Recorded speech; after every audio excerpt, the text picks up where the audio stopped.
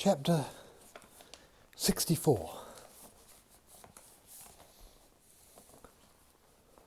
Once, so long ago that no one is sure of dates anymore, though some say it was during the reign of one of the Hia emperors, upon the first day of autumn in the Hsiu, or moon station of Fang, an eclipse of the sun occurred, which the court astronomers Hsi and Ho failed to predict.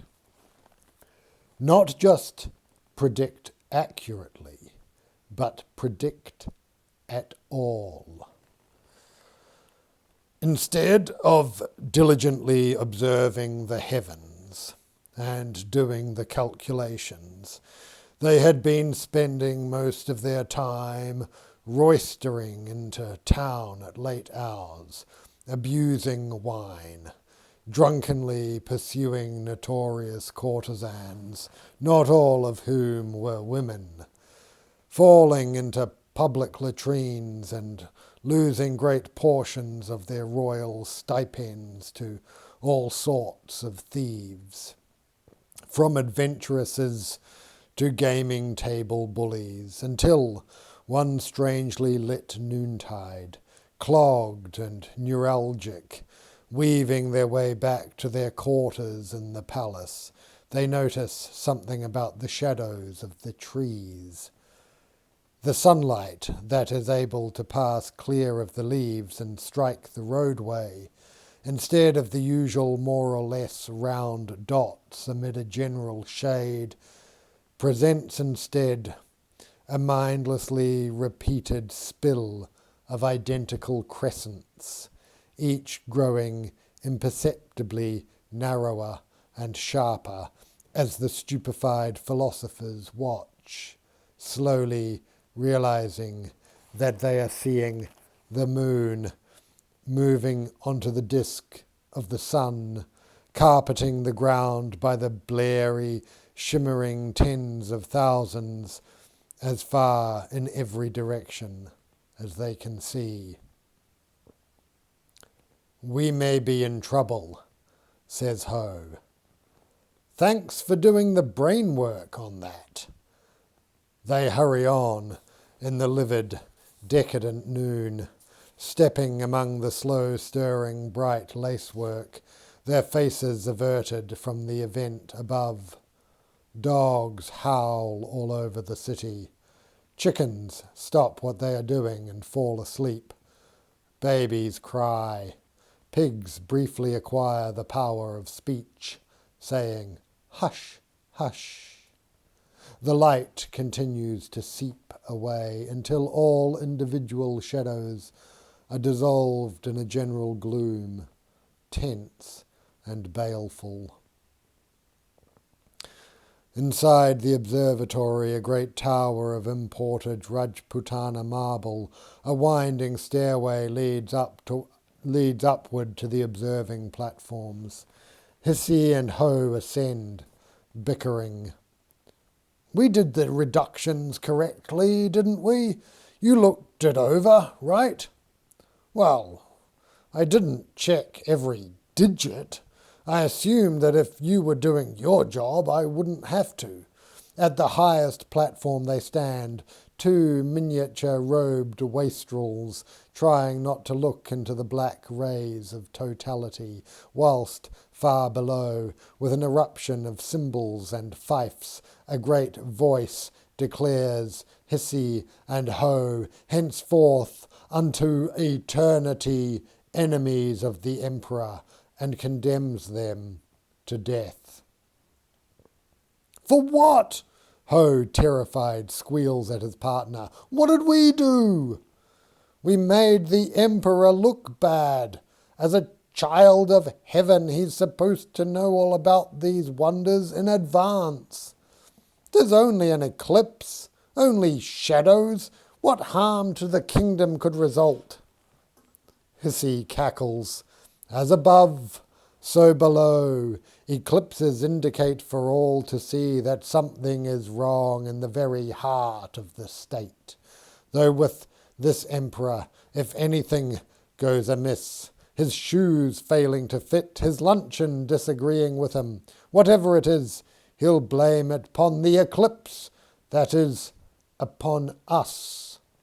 Ho groans. Our heads for a little indigestion. Why they call them heads of state, I suppose. Hissy, we are in danger. What do we do? Escape, reckons Hissy, looking earthward. They now see below them a body of men in dark, gleaming armour, gathering into columns in the damaged light. How? Inquires Ho, his voice higher than usual. Fly? An excellent idea. Hissy now producing a gigantic sky-blue kite of some strong yet light silk stuff, strengthened with curious bamboo ribwork, furnished with apparatus for steering. Quickly! They can hear the clamour of soldiers' feet echoing in the stairwell. But will it hold our combined weights? Cries Ho, as his colleague, having attached these wings, now roughly embraces him. Depends what you ate for breakfast, as together they step from the aerial platform into pure altitude. Well, I had the rest of the duck, about 6 dumplings with pork sauce, then as they go plummeting toward the terrain below, clutching each other in terror as, above them now, upon the platform they lately occupied, appear the first of their pursuers gazing after them in that afflicted light, with faces too small to read any more. They wait for arrows.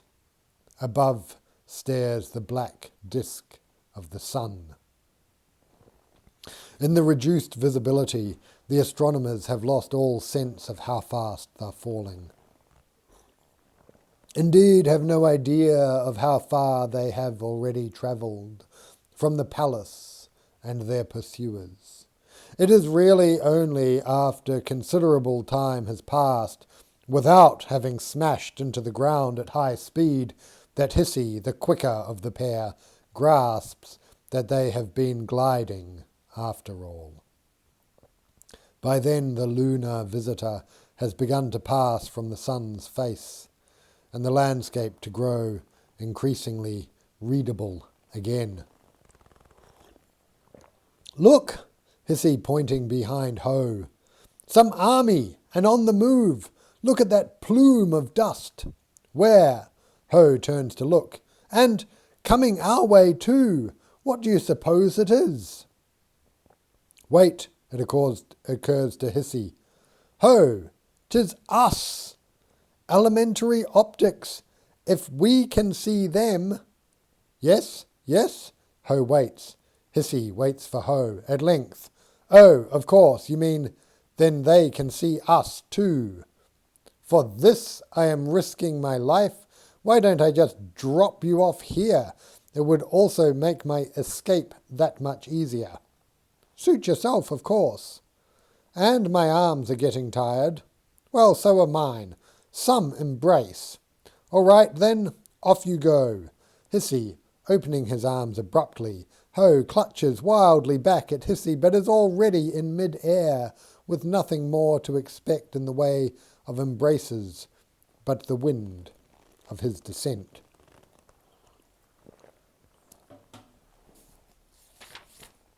So intently have the astronomers been bickering, however, that Ho has failed to notice how closely by now their craft has lapsed to earth. In fact, he falls no more than 10 feet, and that into a small, willow-fringed lake belonging to the lands of Lord Huang, a very rich trader with 7 eligible daughters. As Ho flounders about in the lake, his partner lands on top of him, and then the pair of wings upon them both. They haul themselves to shore and stagger about, soaking wet, beginning as their relief at being alive fades to argue again. "You just let me drop," Ho recalls. "Much higher and you would have murdered me. This is strange. I'm here talking to not just a murderer, but my murderer." "I knew we were almost down," Hissy says. "Do you really think I'd drop you any more than 10 feet? "Well, I don't know. Would you have dropped me 20 feet? People can get killed falling 20 feet. "Not into the water." "Oh, suppose it had been but a giant reflecting pool, and only inches deep. I could see 'twas far deeper by the colour of the water, not to mention waves upon the surface. So after this close assessment of our landing area, why did you not choose to share any of it? You seemed more interested in screaming. I was reluctant to interrupt. "But you let me believe you were killing me. When I hit that lake, I thought, so, this is it. Here it is, the world of the dead. Wet, cold too. They don't let you breathe." So forth, eventually realizing I was underwater, of course. "Thank you, Ho. But for the kind of help you need, your college must keep a list they can refer you to, and as I've said many times, there is no stigma. There are excellent remedial programs for cases like—" "Excuse me, what are you doing?" "Pissing?" Somewhere out in the pale green maze of the willows, there's a chorus of merry comment from the daughters of Huang, who customarily go about everywhere in company. Soon Ho has wandered out of Hissy's sight, calling, "Girls, girls, here it is, over here." About then, their father shows up with a platoon of armed retainers, demanding to know how Hissy has penetrated so far inside his boundaries. Unable to come up with another story on the spot, Hissy tells the truth. The Lord thinks he is confabulating, but the eclipse part of it has his interest. "Stargazer, eh? Can you predict when the next eclipse will happen?" "Of course. The moon? You want moon eclipses? I can do those too."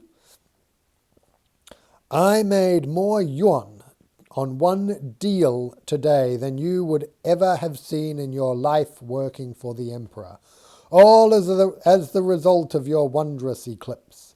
A warehouse full of silk, let go for nothing, because its owner thought this was the end.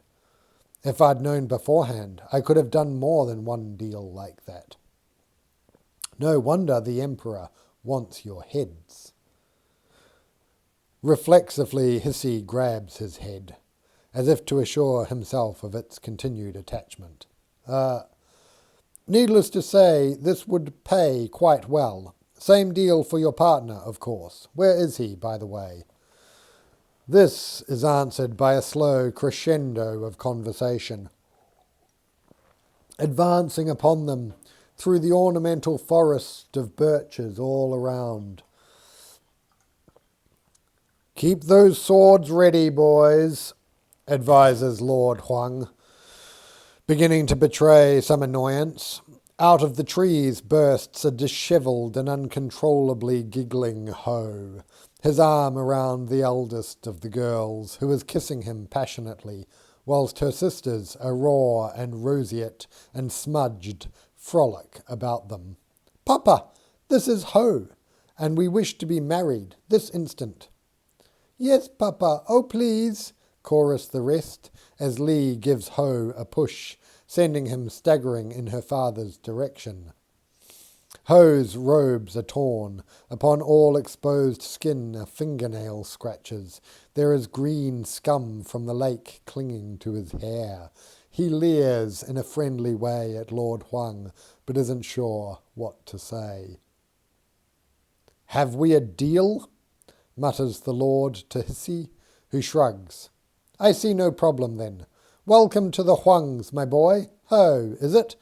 You, like your excellent coadjutor here, have passed into a new realm. Your emperor was answerable to heaven. Here we must answer to the market, day upon day unending, for 'tis the inscrutable power we serve, an invisible-handed God without mercy.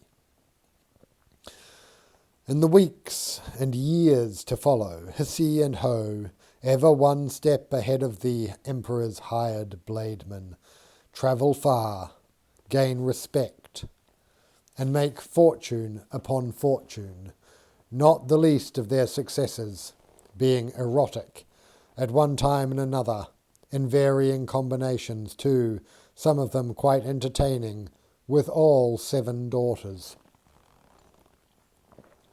Hisi and Ho are frequently mistaken for one another. In their early careers an inconvenience, in their later years a source ever fresh of occasion for glee. Periodically one or the other, repenting of his life, makes atonement to heaven by forswearing drink or gluttony or mahjong, as seldom, if ever, are both astronomers repentant at the same time. At least one may pay his duties close attention. As a result, no longer do Hisi and Ho fail to plan for eclipses, solar or lunar. Lord Huang, however, continues to extend himself upon a faith in the astronomers ever in need of reconvincing, wagering ever more stupendous sums upon the ecliptic innocence of everyone else, not only silk merchants, but presently bankers, other lords and their generals, until the terrible day when Hisi or Ho, or both, whilst casting calculations for an upcoming total solar eclipse, with fingers greased from the giant platterful of dim sum, which, having given their personal gold chopsticks away as tokens of desire to the operatic personage Miss Chen, they are absent-mindedly eating from by hand, happen to miscount enough critical beads of the abacus to throw their prediction off by hours. Meanwhile, dressed as a Chinese sub-deity in red, yellow, and blue and a number of gemstones, having already commanded the sun to darken, with no result, Lord Huang finds himself far from home, waiting before a fateful riverbank and a humorless army. The contempt in the front ranks grows more and more open as the loss of Huang's credibility spreads backward through the host. The sky continues as blank as a hired astronomer's face, the sun as relentlessly beaming as an idiot. In one version of the tale, Huang is saved just in time, and in his rage banishes Hisi and Ho, who end their lives in the western desert, beggared and wholly, living on what few drops of water and grains of rice the day may bring them. In the other version, Huang is assassinated by his own fretful troops, whereupon the sun at last begins to darken.